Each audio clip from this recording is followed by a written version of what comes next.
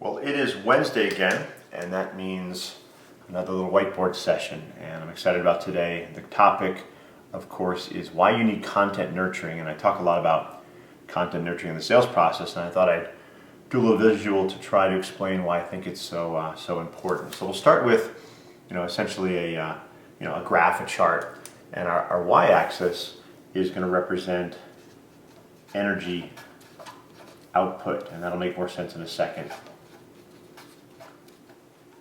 Our x-axis is going to represent, of course, time, right? Something happening over time. And let's just think about a set of sales interactions. So we'll use a black line here for our effort in the sales process and our outreach to specific customers. So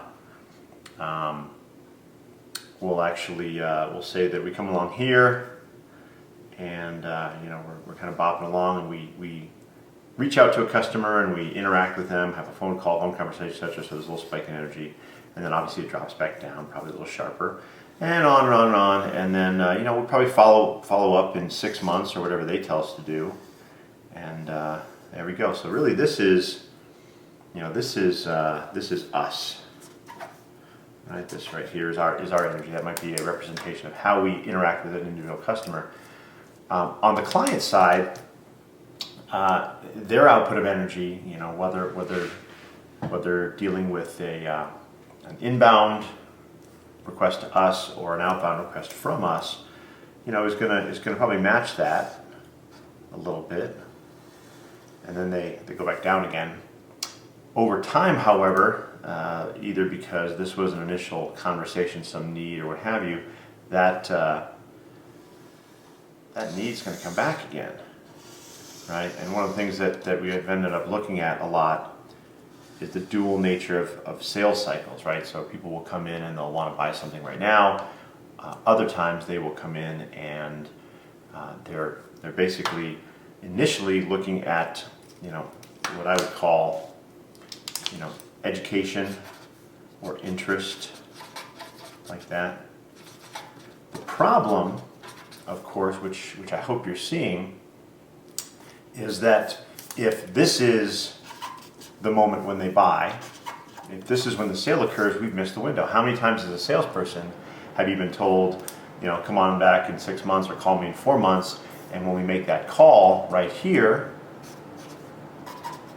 they've bought from somebody else, or they've gone down another road. So inherently, this is a problem that a lot of salespeople, sales organizations face. This is the buyer energy.